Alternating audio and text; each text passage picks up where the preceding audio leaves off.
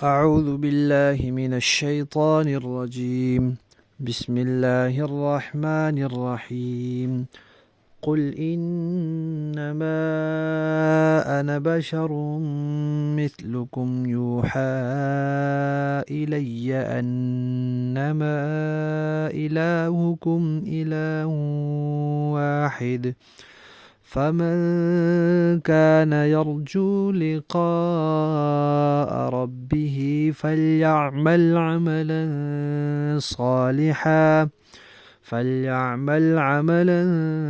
صالحا ولا يشرك بعبادة ربه أحدا. صدق اللہ العظیم. 16واں پارہ سورہ کہف آخری آیت ہے.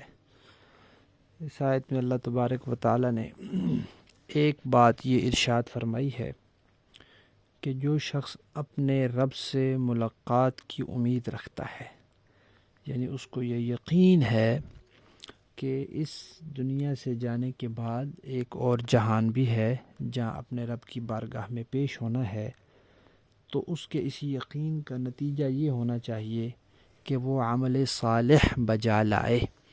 عمل صالح کسے کہتے ہیں؟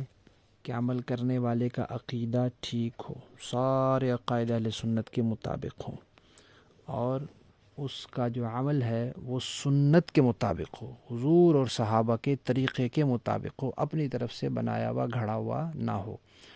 اور تیسرا یہ کہ خالص اللہ کی رضا کے لیے ہو. تو عمل صالح کرنا چاہیے اس کو جو آخرت پر یقین رکھتا ہے. اور ساتھ ہی یہ فرمایا کہ وہ اپنے رب کے ساتھ عبادت میں کسی کو شریک نہ کرے، یعنی جو عبادت کرے خالص اللہ کے لیے کرے، کیونکہ حدیث شریف میں آتا ہے کہ ریا اور دکھلاوا بھی ایک شرک ہے. اور فرمایا کہ جس نے اللہ کے لیے کوئی کام کیا اور اس میں کسی دوسرے کو بھی شریک کر لیا تو پھر وہ اپنا بدلہ اسی دوسرے سے مانگے، کیونکہ اللہ تعالیٰ تو شرک کو برداشت نہیں کرتے. تو اللہ فرمائیں گے نماز تم نے میرے لیے پڑھی تھی، لیکن بعد میں ایک اور بندے کو بھی شریک کر لیا تھا کہ یہ بھی دیکھے کہ میں کیسی نماز پڑھ رہا ہوں، تو اب اسی دیکھنے والے سے جا کر بدلہ لے لو. اس لیے بڑے واضح الفاظ میں فرمایا کہ جو شخص دکھاوا کرنے کے لیے نماز پڑھتا ہے اس نے شرک کیا، جو دکھاوا کرنے کے لیے روزہ رکھتا ہے اس نے جس نے دکھاوا کرنے کے لیے خیرات کی اس نے شرک کیا. اور یہ بھی فرمایا کہ جو شخص اپنے نیک عمل کی شہرت چاہے گا کہ یہ مشہور ہو، لوگوں کو پتہ چلے کہ میں نے یہ نیکی کی ہے، تو اللہ تعالیٰ چوراہے میں اس کا بھانڈا پھوڑ دیں گے، یعنی وہ لوگوں کی نظروں سے پھر گر جائے گا. لہذا آخرت پر یقین رکھنے والوں کو چاہیے کہ عمل صالح کریں اور ہر قسم کے دکھلاوے سے بچ کر رہیں. اللہ تعالیٰ توفیق عطا فرمائے. بسم اللہ الرحمن الرحیم. نحمده ونصلی علی رسولہ الکریم. اما بعد. رسول اللہ صلی اللہ علیہ وسلم کے چچا زاد بھائی حضرت عبداللہ بن عباس رضی اللہ تعالی عنہما فرماتے ہیں کہ نبی کریم صلی اللہ علیہ وسلم نے اعتکاف کرنے والے کے بارے میں فرمایا کہ وہ گناہوں سے اعتکاف کرتا ہے، یعنی گناہوں سے بچا رہتا ہے، اور اس کے نامہ اعمال میں ساری نیکیاں لکھی جاتی رہتی ہیں. اعتکاف اصل میں ایک عبادت ہے اور اس کو نام دیا ہے نماز کے انتظار کی عبادت. حدیث شریف میں آتا ہے کہ جو نماز کے انتظار میں ہوتا ہے وہ ایسے جیسے نماز میں ہوتا ہے. تو جیسے نماز عبادت ہے تو نماز کا انتظار بھی عبادت ہے. اب نمازی مسجد میں جاتا ہے اور وہاں جا کے سکون سے بیٹھ جاتا ہے، کوئی کام مسجد کے آداب کے خلاف نہیں کرتا، بس بیٹھا ہے، کچھ بھی نہیں کر رہا، زبان سے تسبیح نہیں کر رہا، نہ دل سے کر رہا، کچھ بھی نہیں کر رہا، لیکن نماز کے انتظار میں بیٹھا ہے، تو وہ گویا کہ وہ نماز میں ہے، اس کے لیے برابر ثواب لکھا جا رہا ہے. اور اگر وہ زبان سے تسبیح کرے تو اضافی ثواب لکھا جائے گا، دل سے کرے وہ بھی ثواب لکھا جائے گا۔ تو اعتکاف بھی نماز کے انتظار کی عبادت ہے۔ معتکف ہر وقت نماز کے انتظار میں ہوتا ہے کہ بس نماز کا وقت ہو اور میں نماز پڑھ لوں۔ وہی مسجد میں ہی ٹھہرا ہوا، وہ باہر نکلے ہی نہیں، ایک نماز پڑھی اب اگلی نماز کے انتظار میں ہے، وہ پڑھی اب اگلی کے انتظار میں ہے۔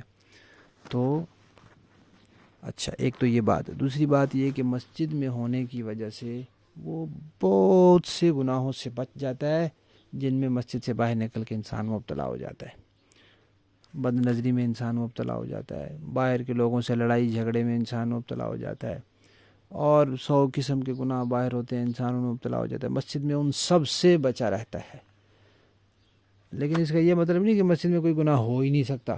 مسجد میں بھی کئی طرح، وہاں غیبت کرے گا تو یہ بھی گناہ ہے، وہاں کسی کو تکلیف پہنچائے گا اعتکاف کی حالت میں تو یہ بھی گناہ ہے۔ ان سے خود بچنے کی کوشش کر لے، باقی گناہوں سے وہ اس طرح بچ گیا ہے۔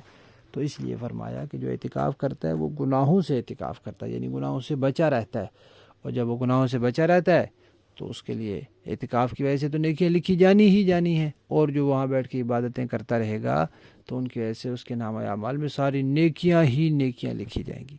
تو ذرا تصور کریں، ہماری زندگی میں شاید کوئی ایک دن بھی ایسا نہ گزرا ہو جس میں ہم نے کوئی گناہ نہ کیا ہو، لیکن جب اعتکاف کرتا ہے انسان تو 10 دن اس کے نامہ اعمال میں نیکیاں ہی نیکیاں لکھی جاتی رہیں۔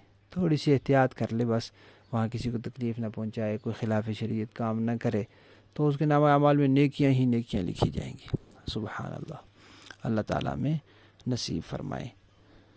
بسم اللہ الرحمن الرحیم، نحمدہ ونصلی علی رسولہ الکریم، اما بعد۔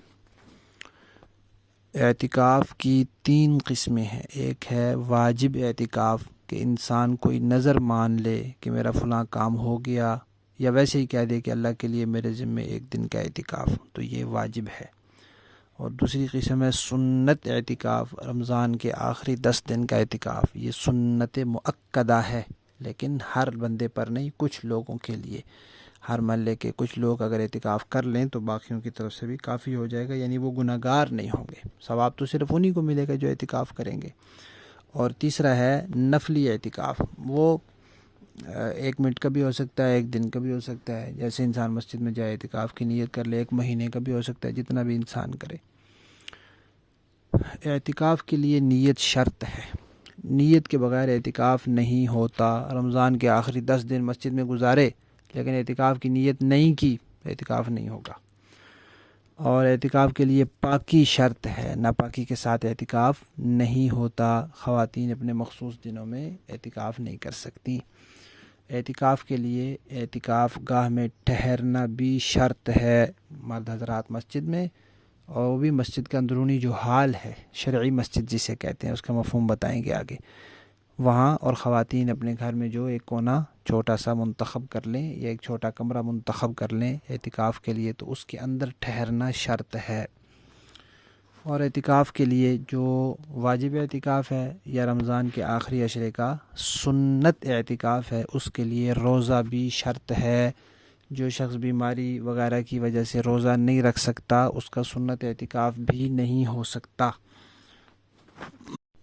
اعتکاف کے لیے بالغ ہونا شرط نہیں ہے، نابالغ بچہ لیکن جو سمجھدار ہو وہ بھی اعتکاف کر لے تو ٹھیک ہے۔ جو اعتکاف کرنے والا ہے وہ اپنے اعتکاف کی جگہ سے بغیر ضرورت کے باہر نہیں نکل سکتا، ضرورت چاہے وہ شرعی ہو جیسے وضو کرنا ہے، یا طبعی ہو جیسے بیت الخلاء جانا ہے۔ بیت الخلاء جانے کے لیے وہاں سے باہر جا سکتا ہے، اور وضو کے لیے وہاں سے باہر جا سکتا ہے۔ مسجد، اعتکاف کرنے والا مسجد سے باہر صرف ضرورت کی وجہ سے جا سکتے ہیں۔ مسجد کسے کہتے ہیں؟ عام طور پہ تو ہم مسجد کہتے ہیں کہ کوئی بھی 4 دیواری کے اندر ہمارا جو مسجد ہوتی ہے، اس میں اس مسجد کے بیت الخلاء بھی اندر ہی بنے ہوئے ہیں، وضو خانہ بھی اندر بنا ہوا ہے، جو الگ سے کوئی کمرہ ہے رہائشی وہ بھی الگ ہے، طلباء کے رہنے کی جگہ، وہ بھی سارے کو مسجد کہہ دیتے ہیں۔ لیکن شرعی اعتبار سے مسجد صرف وہ جگہ ہے جس کے لیے مسجد کی نماز کی نیت کر لی گئی ہو اور وہاں نماز پڑھی گئی ہو، بس وہ پھر مسجد ہو جاتی ہے۔ اب اس جگہ پھر بیت الخلاء بھی نہیں بنا سکتے، اس جگہ غسل خانے نہیں بنا سکتے، وضو خانہ نہیں بنا سکتے، اس جگہ کو پھر کسی اور دوسرے کام میں تبدیل بھی نہیں کر سکتے۔ اب وہ قیامت تک مسجد ہی مسجد ہوتی ہے۔